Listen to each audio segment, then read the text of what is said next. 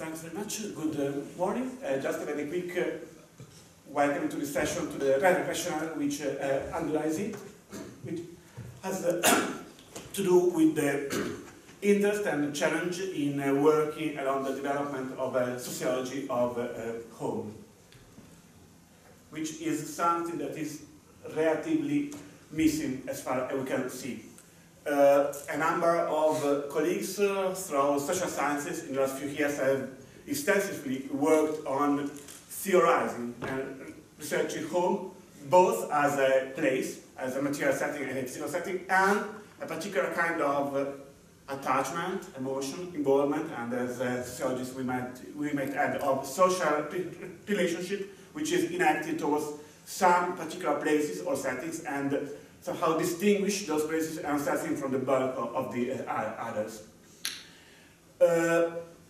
I guess a number of more colleagues are advancing an argument of home as a significant research site at the level of dwelling, so for all that concerns the infrastructure and material basis of housing and so forth, as a matter of a variety of social practices, routines, ways of appropriating space, of claiming space, turning it into a significant place, and as a discursive category, as a word that in itself has a powerful moral and emotional resonance and can be instrumentalized in many ways in tracing boundaries between outsiders and insiders, the legitimate and the non-legitimate ones, us and them. The point is then to discuss and also to take this opportunity to do so, the conditions for more research, both on home places in themselves and on the emotional, sensorial and practical basis that are involved whenever a person, a household, a social group try to make themselves at home, whether in their respective native contexts of living or in new ones, as associated, for instance, with international migration and mobility patterns. There are many interesting, mostly ethnographic case studies on home and the experience of home already out there.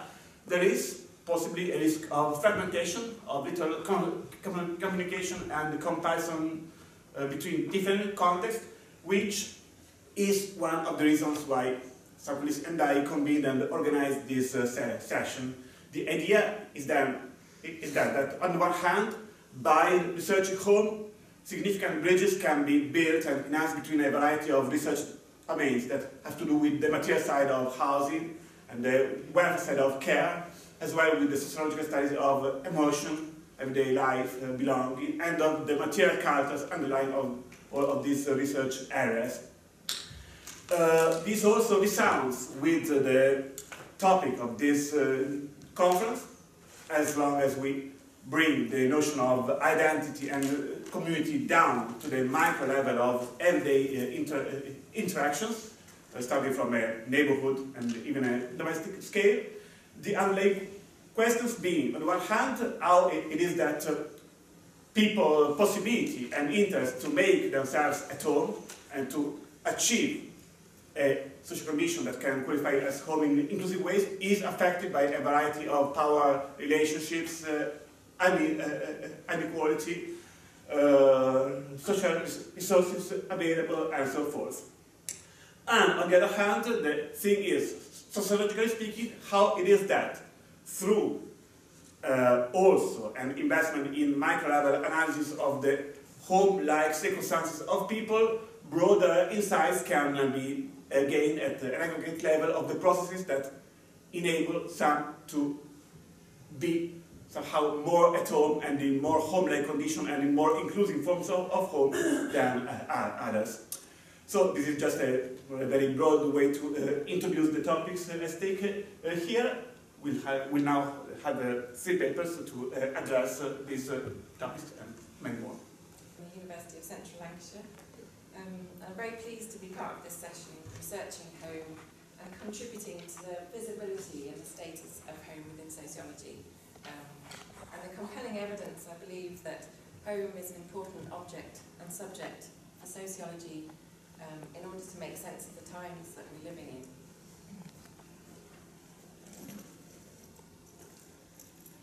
So the purpose of this paper, I hope to open some conversations, prompt some discussion around the practice of qualitative research of home, but particularly the value and the challenges of ethnography as a method for researching home, reflecting on doctoral multi-sited ethnographic fieldwork undertaken between 2006 and 2007. I will outline the theoretical and the substantive prompt for the research, which takes up a bulk of the abstract, but then I'll turn to the research methodology, but prior to that it's sort of necessary to identify the prompt and the rationale for the paper. So as those first images suggested, we go back, piles of notes, books, files, perhaps they're familiar items, and if you've moved house like me far too many times, I have a housing careering life, rather than a career, I believe, digging out boxes of files. Perhaps that's familiar to you. But also it brings home that I'm relating to this research in terms of paper archive now. Journals, diagrams, transcriptions. Fieldwork took place some years ago, although where Nigel Rapport writes that the field, rather than being a place, and least of all a bounded one, is a matter of a cognitive attitude, a cognitive one. I feel back in that field. That's where I'm residing intellectually, to which this sketch relates. And this sketch identifies the 13 households that make up that multi-sited field. In an interview given by Evans Pritchard, cited by Hannertz in 1950, he tells how, having returned from a period of prolonged fieldwork, it would take the anthropologist at least another 5 years to publish the results of his fieldwork, so that the study of a single society could be reckoned to require 10 years. This is of some comfort to me, although we live in a much more fast-paced rhythm of academic work. He then concluded that study of a second society was desirable, lest the anthropologist would think of for the rest of his life, or her life, in terms of a particular type of society. So if part of the purpose of this paper is to unpack the research methodology, distinguishing it from both classical and what might now be called a well-rehearsed model of multi-sited ethnography, there are favourable and less favourable parallels to be drawn with Evans Pritchard's model.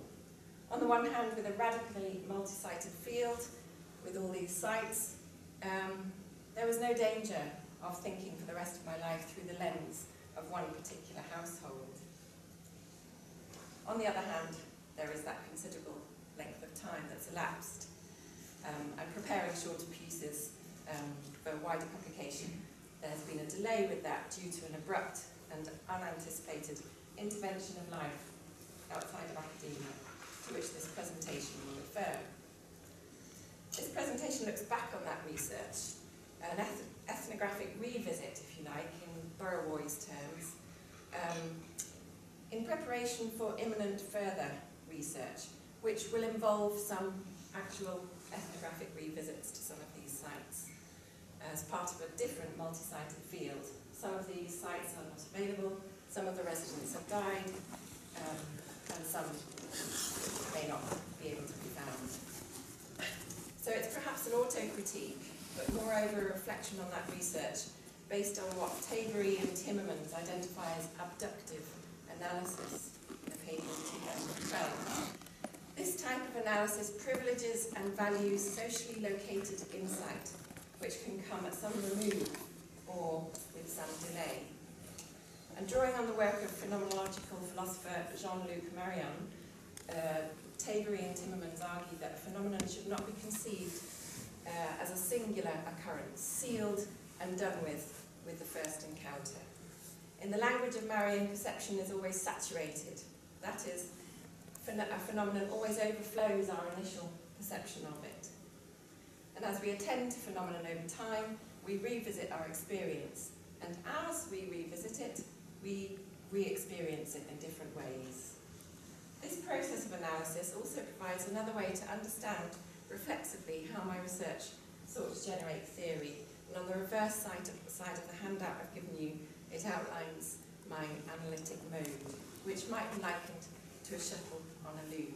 But very much the abductive analysis helps to make sense of what I did. So the abductive analysis in my case not only comes from the saturation experienced at the time, and it was considerable, and the temporal distance since the fieldwork was completed, meaning that I see it afresh with further and lots of new theoretical resources with which to make sense of it, but also due to the source and the character of my absence from academia. My home was denaturalised through a challenging experience of parenthood, a period of what could seem like unbearable demands, intellectual exile, and stimulation of sensory overload.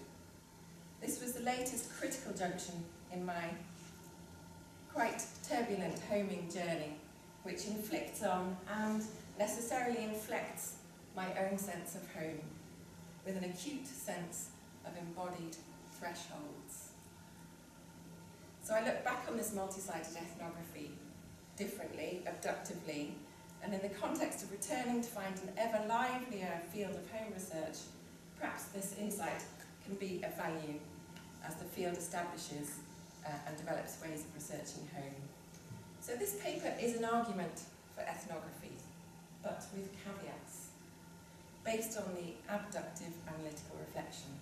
Caveats which include the need for researchers to be more explicit about their own homing journeys, homing habitus, against a tendency toward a naturalistic mode of ethnography.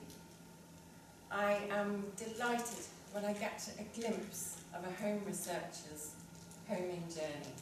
It's relatively rare, and I think this is an unfortunate omission.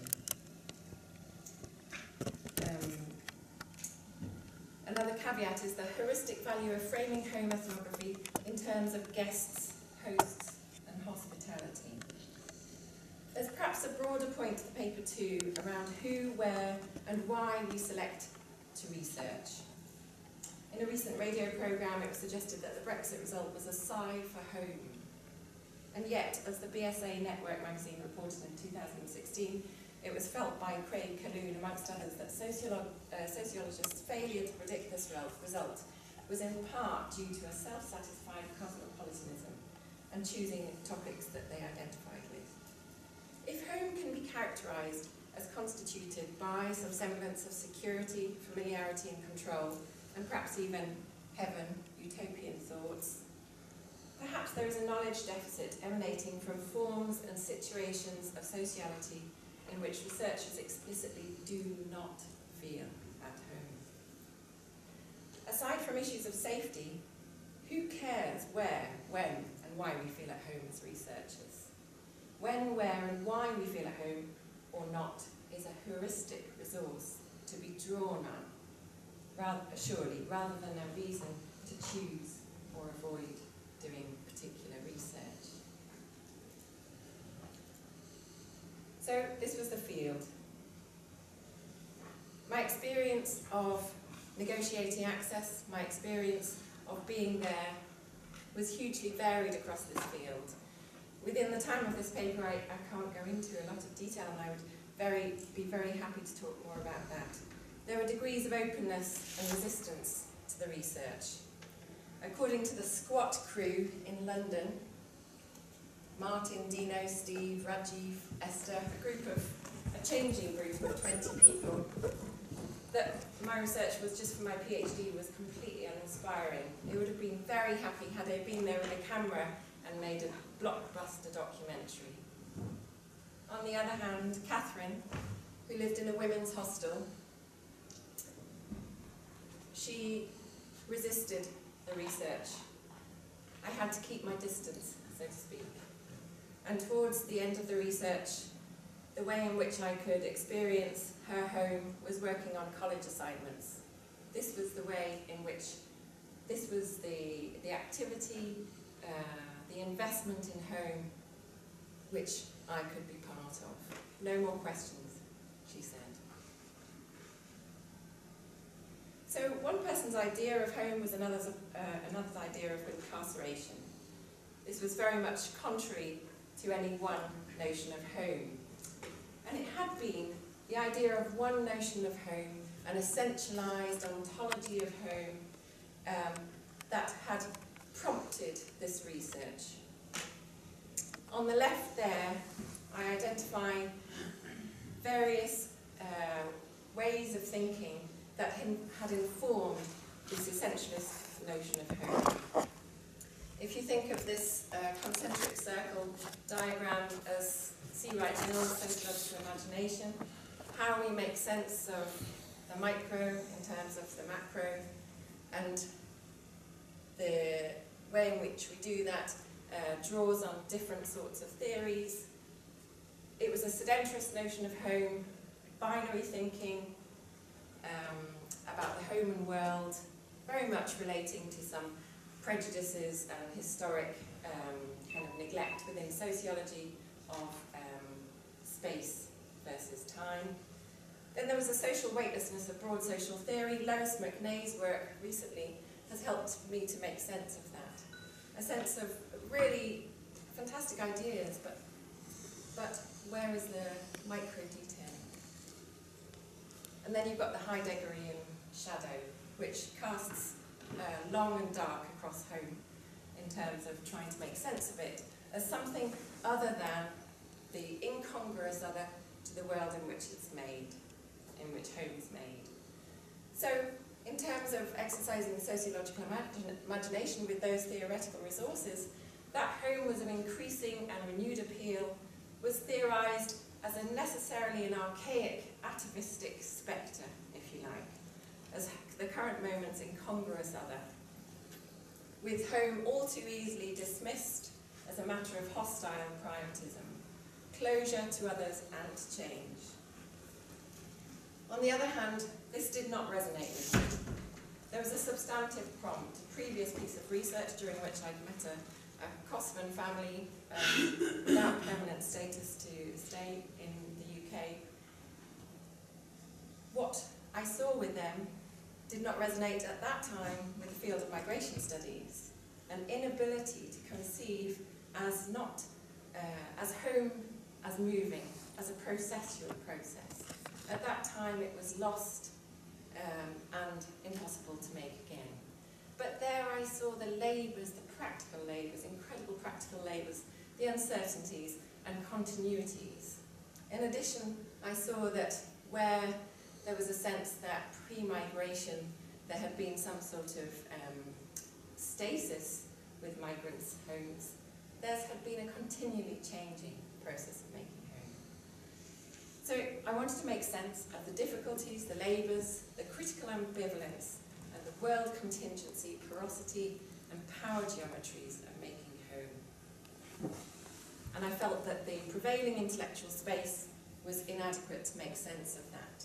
So I felt that to re-exercise the sociological imagination, consider home and world, but bring in additional theoretical resources in order to make sense of it. To recognise homes as made, temporal, within wider dynamic historical social moment.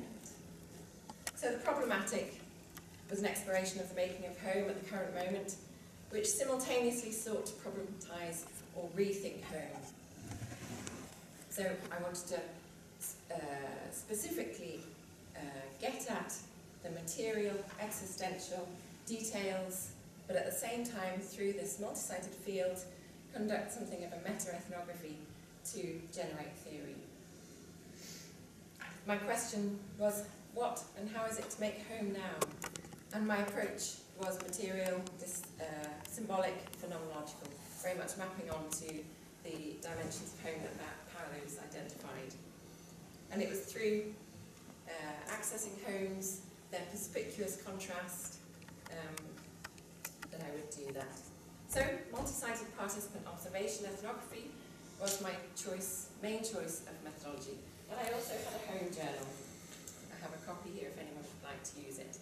And there were things that I didn't access through ethnography that came out through those home journals.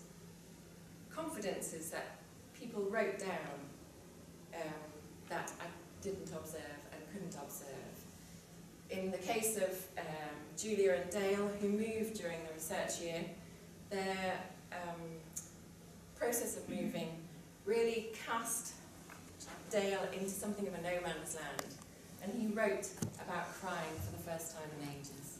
I didn't see him cry, and I'm not sure that he would have told me that, but he wrote it in the journal. In addition to that, and as part of the ethnography, I did semi and unstructured interviewing and a questionnaire towards the end. My methodology can be contrasted with classical, multi-sited ethnography, meta-ethnography, case study research, and the extended case study which Burrow-Moy writes of. This is the analytic mode, which I'm happy to talk about further. I'm going to move on. So, challenges of doing ethnography. We want to access home, but not just home, something like the home within, as Marshall and Wilcox talk about. Get beyond just the threshold of the physical space. Ethics of home. We are describing people's personal spaces. This poses an ethical challenge to us. Blunt and Dowling identify that safety is an issue, particularly with prolonged ethnography. I didn't encounter any problems with safety, in fact. It was much more an emotional thing in terms of physical safety. It was much more a sense of emotional uncertainty that kind of dogged me through the research. So it was a methodology of choice because it's been seen to insightfully highlight the multidimensionality and dynamism of the ideas of home and homemaking practice. But do we have unproblematic access to a self-evident home? Home, as Paolo writes in his book, Migration and the Search for Home, does not exist, so to speak. It is not conflated with the house. There's a sense that we are no closer to it. Our residents are sometimes, our participants are no closer to it sometimes than we are. And of course, we cannot deny the effect of one's presence on the site.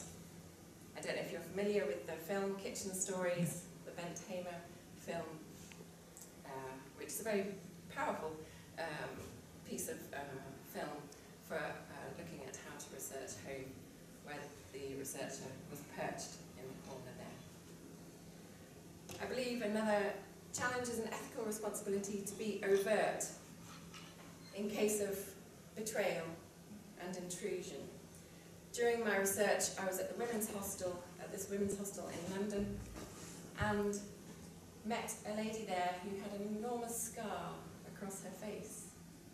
Now, she confided in me, having met me a few times, that she was doing covert research at the hostel and had been there for 6 months. There was huge existential conflict for her about doing this covert research for a very prolonged period of time. She hadn't been open with the people that she lived with her neighbours. She'd got into an argument and somebody had put a bottle across her face. It really brought home to me the necessity to be overt with my research. I don't think I could have carried that existential conflict for that period of time. Of course, as feminist researchers have talked about and questioned, there can be increased chances of betrayal with this very close sort of research. So how do we negotiate what we're allowed to talk about, and how do we share our findings? But when we're talking about our presence in the site, do we need to think about it as contamination, which is the positive science, or rather as an analytic resource? It is possible to accept that we denaturalise home, but what does this allow us to see, and how can it be understood? So my approach was overt. I was interested in the way my presence might affect a setting as an analytic resource. I conceived of myself as a curious, if a little nosy, guest. with those childlike, incessant questions of why. I drew on feminist principles for research, particularly from Stanley and Wise, around the relationship between researcher and research. And I was open to being an itinerant household member or a visitor guest with a host. I was a temporal insider in terms of the field being temporal as well as spatial. So I can reflect on this in terms of Burrowoy's notion of a reflexive science, which valorises intervention. And this is something that perhaps we need to think more about in terms of home research, that doesn't avoid it. But such an account, such an approach calls for a clear account of how findings are produced or emerge. It's almost passé to talk about this, but I'm encountering within home research that there isn't a clear enough account of how the findings were produced in terms of the intersubjective production of findings. There are issues in terms of my auto-critique of my research where there are too many sites. Never mind the breadth-depth conflict which has been talked about with multi-sited ethnography. There is the question of how can I talk for pages and pages about the representation of how my theory was generated. Adaptability issues. On the one hand, my habitus, my homing habitus for various reasons has led to something of an over-adaptability. We could see that as potentially gendered. On the other hand, in terms of that broader point I made at the beginning, perhaps researchers can be under-adaptable and not seeking out uncomfortable homes. So, in terms of access or hospitality, in terms of gaining, maintaining, retaining access, I reflect abductively and ask, on what terms was I allowed? On whose terms? What did I have to do to remain there? Looking back on my research as a paper archive, I'm struck by sometimes the extent to which I took on the rules of the host, the extent to which my relationship became naturalised. What did the participants do or not do whilst I was there? One couple were naturists. I was quite glad that they actually kept their clothes on whilst I was there, but I didn't access that side of home. Power infused the relationship. I now go back to go to Derrida to think about hospitality. How conditional or unconditional are the research sites as hosts to us as researchers, as guests? We need to think about the conditions on which we're allowed to do the research, the terms on which we can be there. And Van der Voort has a fantastic paper about the power-infused relations between hosts and guests.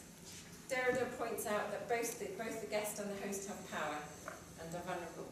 It's not a question of power only being on one side. A host can be hostage to their guest.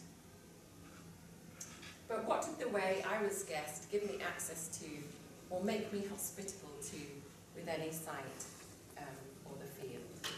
So, if we were to think of ethnographies of home as matters of hosts, visitors, and hospitality, we need to question the terms on which we're allowed access. Bring in that socially located habitus in which we're there.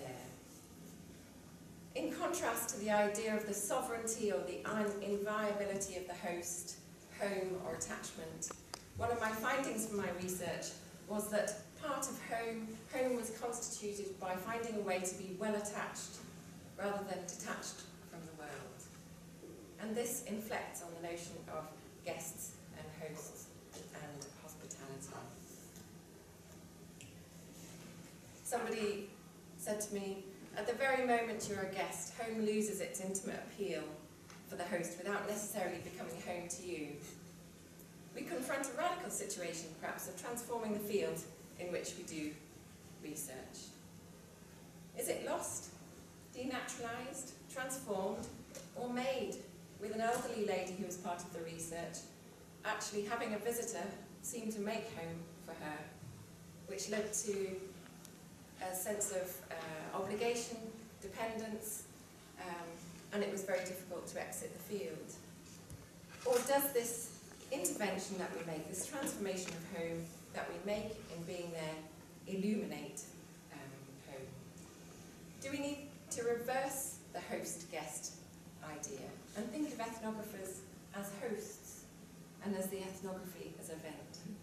What are we hosting by the way we do our research? The subject is first of all a guest. This is a comment by Dufour-Mantell in her commentary on Derrida's work on hospitality. So I want to conclude with this idea that hospitality, the notion of hosts and guests, is an institutionally specific way of framing a research encounter, particularly in terms of participant observation. Such a framing draws attention to that unavoidable and illuminative issue of our intervention in the fields we study. We are socially located, embodied guests, and potentially hosts with purposes and interests that may not tally with those of participants. Where, when, why we do or do not feel at home, both in our life worlds and in our research, our homing habitus and types of capital on which this depends is so far, I believe, an undervalued resource for illuminating the makers of home. I think I have to call it a day then.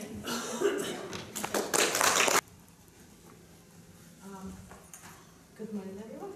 My presentation will be more case study driven, but I'm sure it will reflect many of the things that Caroline pointed, and I'm very much here with you about researchers bringing in their own worldviews into the research of home, and I'm pretty sure you will notice maybe in some ways how my own background and experience perhaps reflected in this very presentation and the choice of case studies.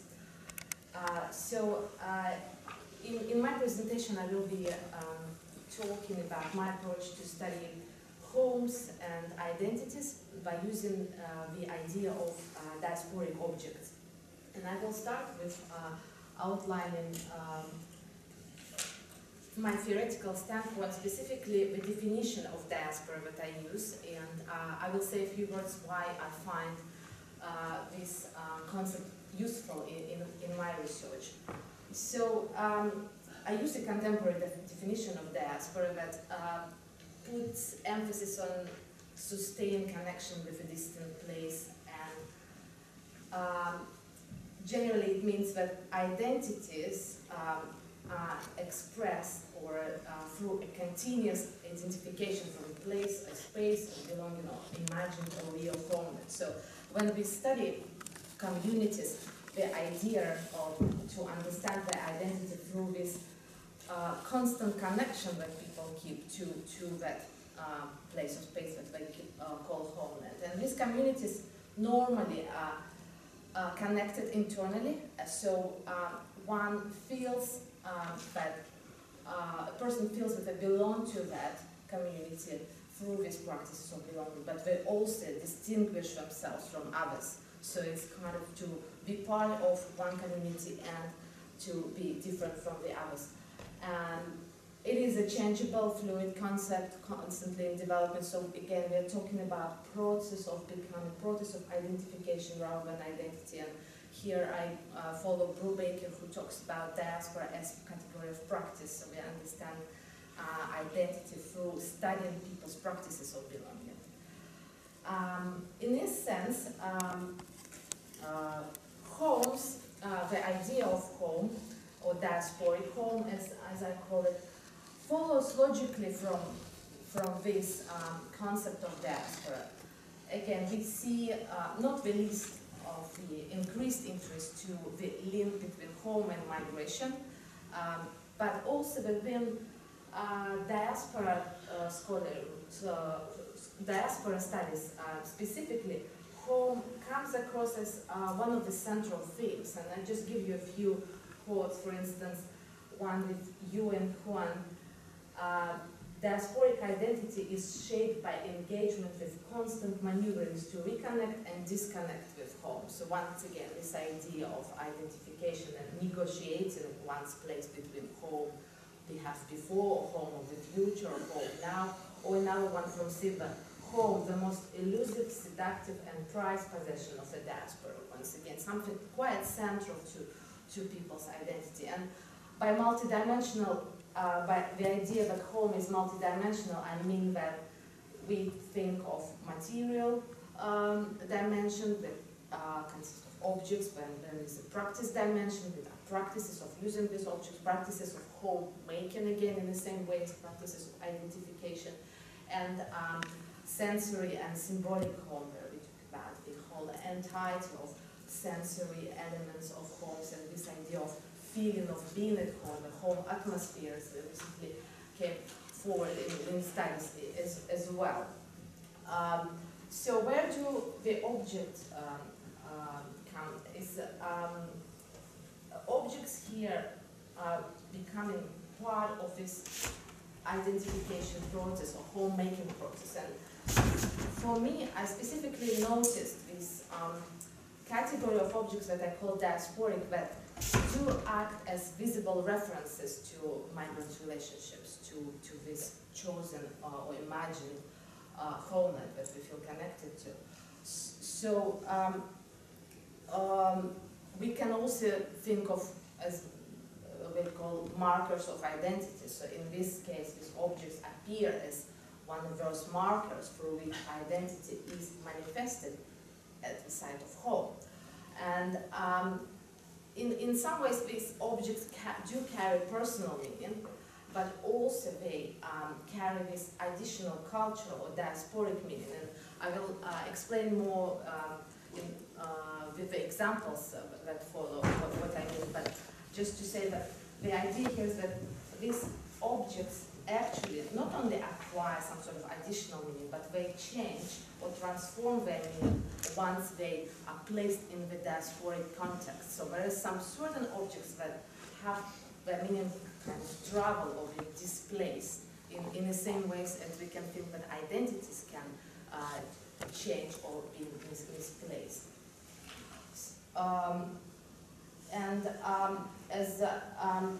I also believe if you think of the home as a process, as something that is developing constantly, we also can notice that the meanings of those objects, the way they are used within the diaspora, is also changing and kind of evolves alongside with the development of diaspora. So I work I use a perspective of material culture mainly, so I start with objects, but at the same time I try to unpack this practice symbolic meanings and try to kind of find the context in which these objects are used and how these objects help the overall or help constructing the overall homemaking process. And these are some of the photographs that obviously focus on particular objects that one may think kind of represent particular identities. And just as I said, to say why I think, another reason why I think the idea of diasporic identities is quite useful is specifically in relation to the study of post-Soviet migrant communities. When I conducted my study of Russian migrant schools here in the UK, I noticed that the idea of diaspora fits a lot better to these groups, because when we think of the collapse of the USSR and the drastic changes that our country went through in terms of cultural, political, economic ways, and when we look at migrants, people who left country at different points of time, and then they find themselves residing in the UK altogether, different generations. Some of them, even if we want to go back, in many ways we would like to go back, the country is no longer there. So in some ways, even people who didn't undertake the migration journey, they stayed in Russia or in one of the post-Soviet countries, they did experience that transformation. And that's why I think if we talk about the overall communities outside Russia or outside former USSR who came before 1991, during the 90s, the time of transformation, or even now after. They reside in the same place altogether, but in many ways they're diasporic because of this deterritorialized, quite literally, context that they find themselves in. And that's why I think this idea of diaspora fits a lot better, and that's why I prefer it to the idea of migrant identity, because I think that in migration study there is still more emphasis on this physical journey that one undertakes, and I'm more interested in this, once again, continuous connection that one keeps with sometimes imagined homeland of the past that is no longer there. So this, some of the photographs, but I'm going to give you some specific examples and two case studies. And the first one that I call souvenirs and kitsch, and once again, although it refers to post-Soviet communities that I studied, but I'm sure we can find, well, there are definitely parallels and similar practices among other diasporic or migrant communities. So what I've noticed, what I mentioned is, earlier, how particular type of objects change their meanings once they are brought into the diasporic context. This is something that happens a lot with so-called souvenirs, or this kind of very touristy items of touristy consumption that we find anywhere. Let's say if we think of Britain, it's on Oxford Street everywhere, or all those kind of little souvenirs that represent country. And I don't need to kind of talk too much about what this is. In Russian, in relation to Russian context, it would be this wooden Russian dolls, matryoshkas, and you can see the some of them here, or some kind of items that carry connection to that. So cup of St. Petersburg, clearly bought in a tourist shop because it's not for drinking. So to explain what happens here, on the one hand, if we find this, if one is to buy an item like that, a person who lives in the country, and they buy a souvenir, we consider it as something quite kitschy and not particular common practice to buy a souvenir once we live in the country. But among diasporic communities, these items do find their way into households quite a lot as presents.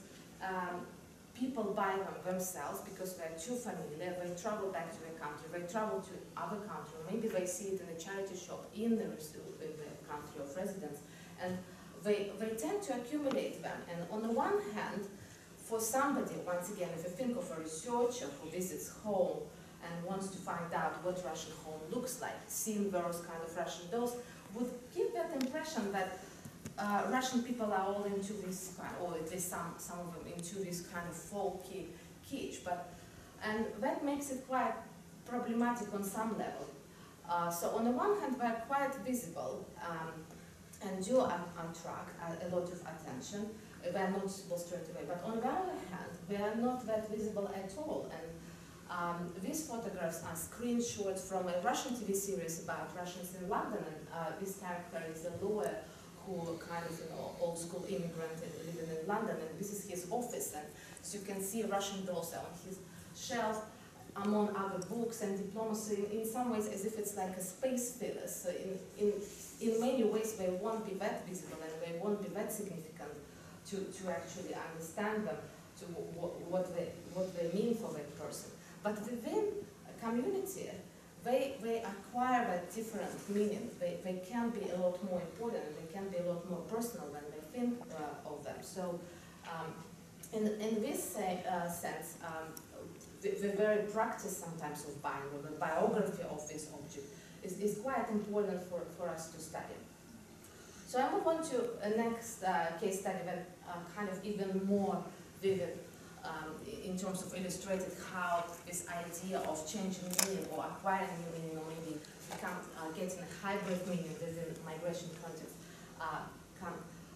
can be presented as well. So food is another, we can say, thing that is quite visible. It is also obviously known to class migration status, but let's say relatively easy to reconstruct if probably one of the easiest, if one may have limited access to buy certain things, at least they can cook and buy certain kind of products. We can talk about food as a practice as well, food waste, consuming things, cooking them, sharing them in many different ways.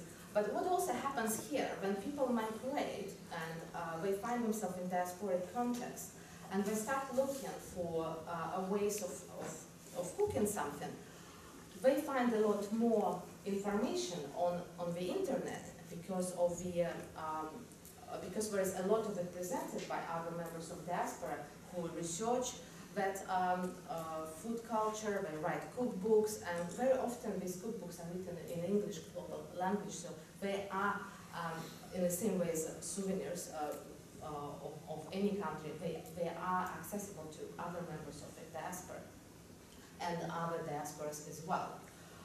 So in some way, obviously, we can never reconstruct that authentic recipe of that soup, but when we start looking for it, we find 100 more recipes of this soup, and also we will cook it alongside other foods we may learn how to cook in this country and share it with other members of the family who may come from different backgrounds altogether. So that's what I mean by specific diasporic meaning.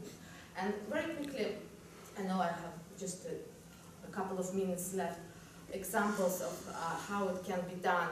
For instance, this is a very basic Russian drink, kefir, dairy drink. It's like milk, think milk, bread, kefir.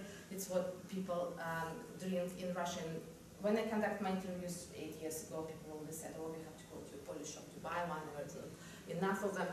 And now, recently, it's just one-off. There were a couple of launches of this product, targeted for upmarket audience, quite branded, produced in the UK, and once again, for a member, for the diasporic person who misses that drink, that will be kind of the same drink, but at the same time it is not, because they have to pay premium price, they have to make all this effort to buy from a particular shop, and also, well, it is British, and it has this, it's a screenshot from this website, has a history to it, presented to this global audience. So in this sense, again, it's the same, but it's not the same. And another example is this herbal paste, ajika, once again, very common familiar spice, and used by post-Soviet communities and produced here in the UK, in Doncaster of all places. And once again, ajika, anyone can order it online, deliver it across the UK. Story, biography of this object, of thing, reference to roots and kind of rich pathway to UK, but still it's not exactly the same. Yeah? It's been reproduced, reconstructed here in a different way. So it's a different diasporic context, once again, both for diasporic communities and for all others. So to finish off very quickly, my point is here is that stereotypical items, they do offer us quite interesting meanings, and we shouldn't dismiss them just because they're too common or too familiar. Sometimes they can tell us a lot about people's relationships to receiving the home country and the whole idea of what homemaking is for them. And also, obviously, I don't want to just limit myself to material culture only, and it's not a study of material culture in essentialist terms, but by understanding these biographies of material objects, we can also look at the emotion, senses, tastes, sounds. We can see how past and present and future come together within a particular home, and how different diasporic connections and experiences evolve creatively within one's home That's it for me. Thank you.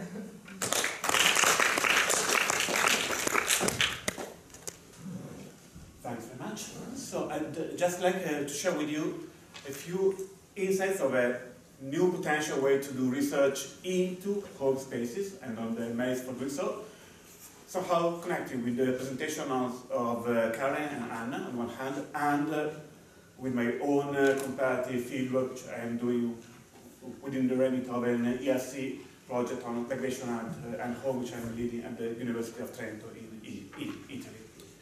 So, my starting point is that there is some gap I see out there between the inherent interest for a number of sociology with a qualitative orientation to the study of everyday life from within as a source of insight on broader structural factors, and the relatively limited amount of research specifically done within home spaces, so far, at least as far as sociologists are concerned.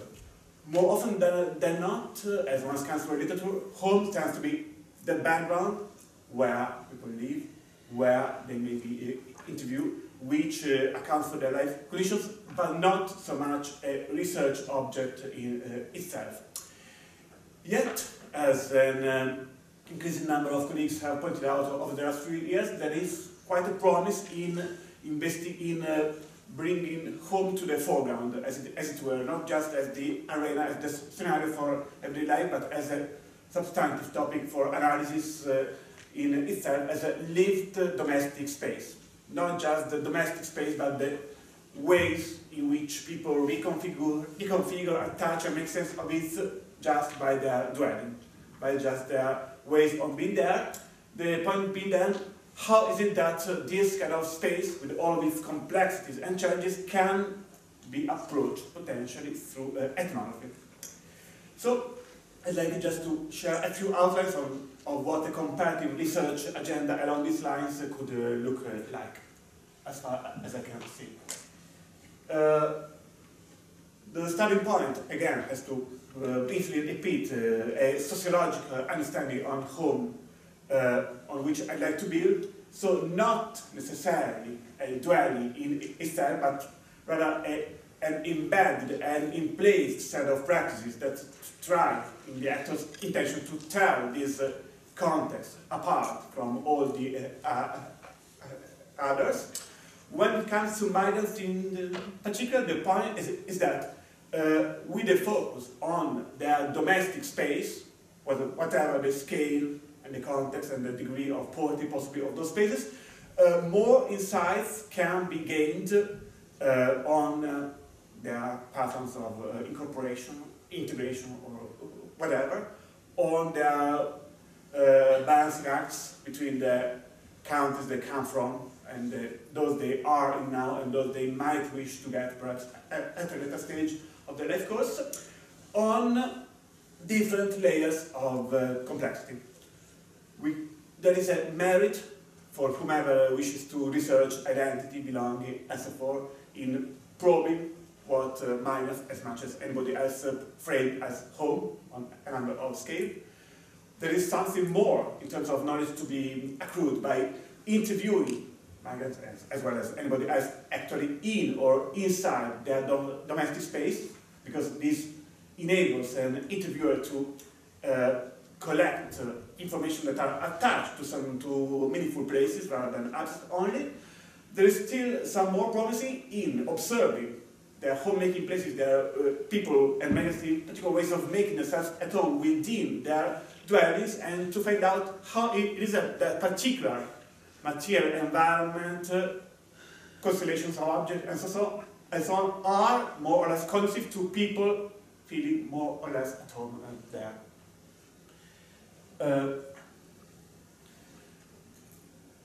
The key idea is that it's fundamentally important for all of us to address people's accounts via interviews, via participatory techniques, and so forth.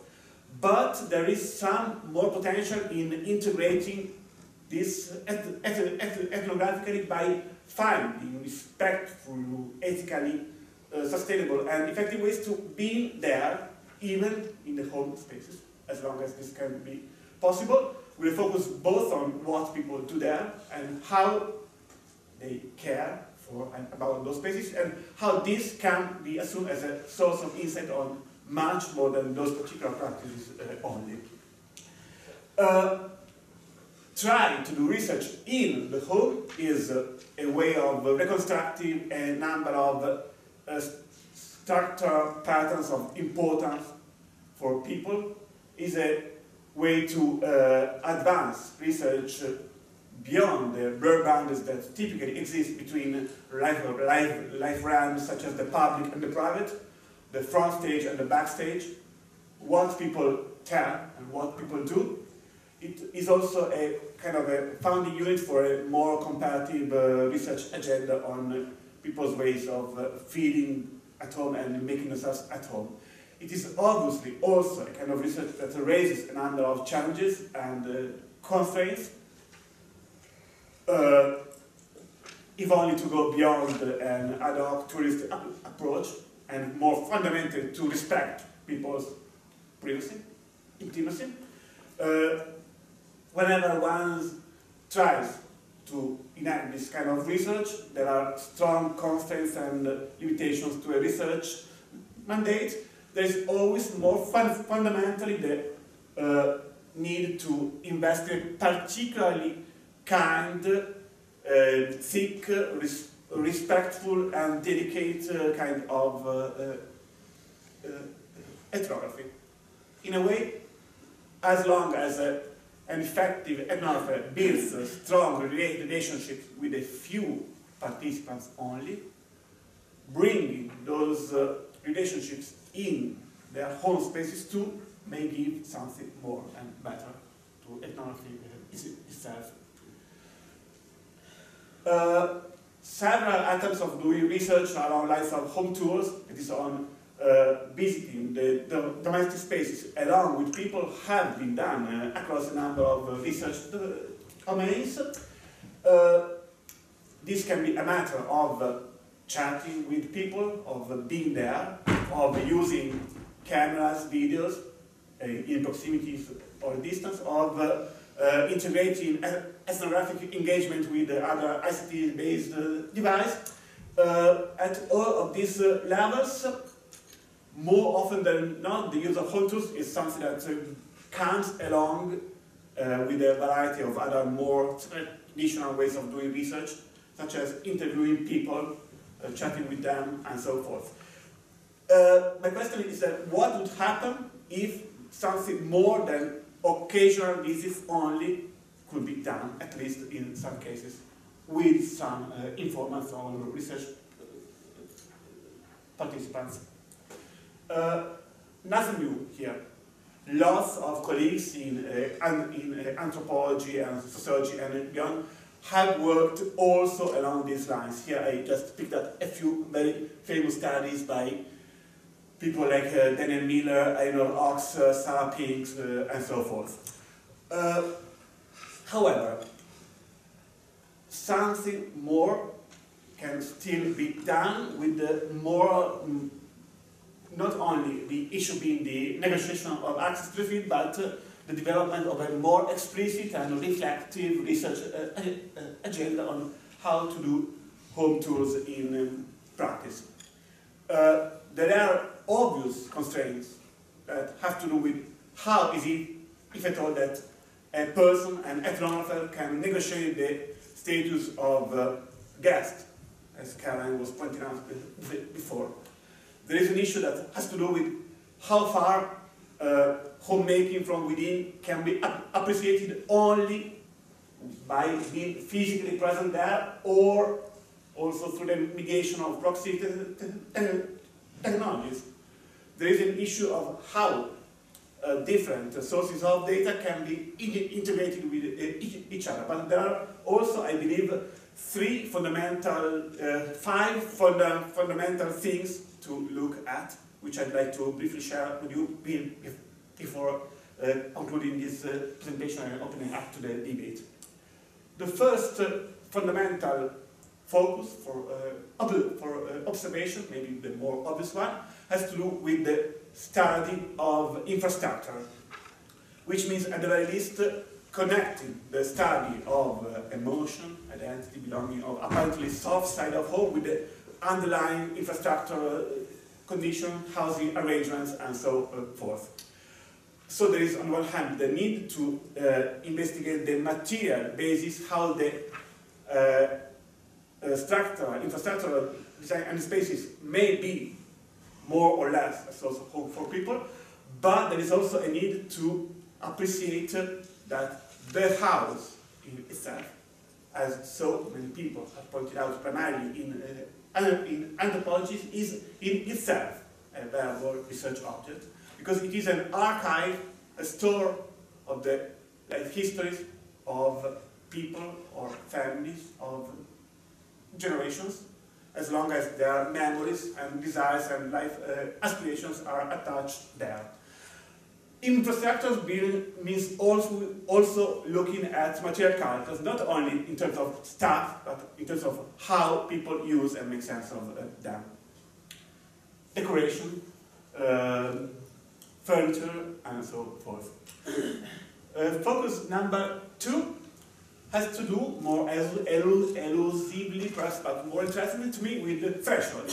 How it is that whatever the scale of a dwelling, people do negotiate a number of thresholds of access and inclusion between them, inside them. The division between the home and the rest has not to do only with the locked door of entry, but a number of thresholds of differential access to any domestic space are negotiated in practice. They are shown in the ways in which different parts of the home are accessible to different kinds of people, along lines of such as the distinction between host and guest, but also in terms of relationship between genders, between generations, and so forth. Some of these thresholds are tangible, are visible, some are not. So the challenge for an ethnographer there is to understand how the threshold of access, of inclusion, of participation are displayed through a number of devices and are negotiated depending on the relationships between people in the home, depending on how far of the public, of the extra home life people wish to bring in, for whom and how. This sounds to be something very absurd, but let us just think of when, in the home of someone else, we are expected to be in a place with our shoes or without them, sitting here or there, being in a place and not in another, and so forth. All of this is not just a matter of triviality of simple things, but it holds a powerful meaning to be uncovered ethnographically. The third focus for observation has to do, more obviously, with the ways of distributing, separating, and consuming different kinds of domestic spaces, depending on the role between the household members, on the relationships between them, and so forth. Here, nothing more than studying the ways in which the domestic space in itself is a space that needs to be unpacked further based on its purposes, functions, and so forth. Focus number 4 follows up on Anna's contribution on objects, and in this case of domestic objects. And again, there is always a risk of over-exoticize objects, all the more so when immigrants are at stake. But it's important to find how, even in relatively precarious life conditions, people tend to convey meanings, expectations, messages of all kinds through the objects they display and use in a way or another. This may have to do with their displaying, or actually hiding, their life histories, their alignments with people, their affections with someone or someone else. Possibly their evolving position in some intermediate spaces between the past and the present, the country, the household, the groups people come from, and the ones they are trying to find their ways in now. So that even very simple everyday use objects may have much more than a merely instrumental value that deserves in itself and gives some more elaboration for ethnographers once they are lucky and effective enough to be there. And again, of course, most obviously for the sociology of family making and everyday life, an ethnographic focus has to do with what people do, with their relatives, with the ways in which key domestic activities are performed, and so forth. Again, once again, while observing very simple patterns of behavior, something more through cumulative and comparative observation over time can be inferred out of them. To conclude very quickly, my attempt has just been to make an argument along the lines that while being negotiating a status of guest into someone else's home is potentially problematic in many ways for researchers, it also holds a data accruing and knowledge production potential that has not been fully appreciated so far. However, this may reasonably hold to all kinds of social research at an everyday life level. What is specific, to put it very broadly and bluntly, of migrants here? The specific lies, as far as I can see, not in seeing migrants of ethnic minorities' presence of homemaking as distinct to those of anybody else. There is a strong risk of Orientalism here, but in appreciating the fact that once a researcher, an ethnographer, can do some home tours also along these lines, it is, in the first place, the indicator that an effective relation of trust has been built with some informants. It's a way to gain a deeper and more wide sense, I would say, of the socio-economic and family conditions people are in. It's an opportunity for researchers to appreciate how far migrants, newcomers are motivated in carving out some special place for them only, whatever their material life circumstances. And it's, again, a way of seeing how used, lived, material characters tell something more than that is only on how people place themselves, position themselves in space, vis-a-vis different life worlds, and in time, as long as domestic objects can be ways of recollecting the past and of cultivating and displaying aspirations as well as fears, concern for their own future. So this is all for now, and just as a way of following up, if you happen to be at the ISA meeting in Toronto next July, we will have a few sessions on this topic, and so I hope that the conversation may be carried on there. Thanks very much.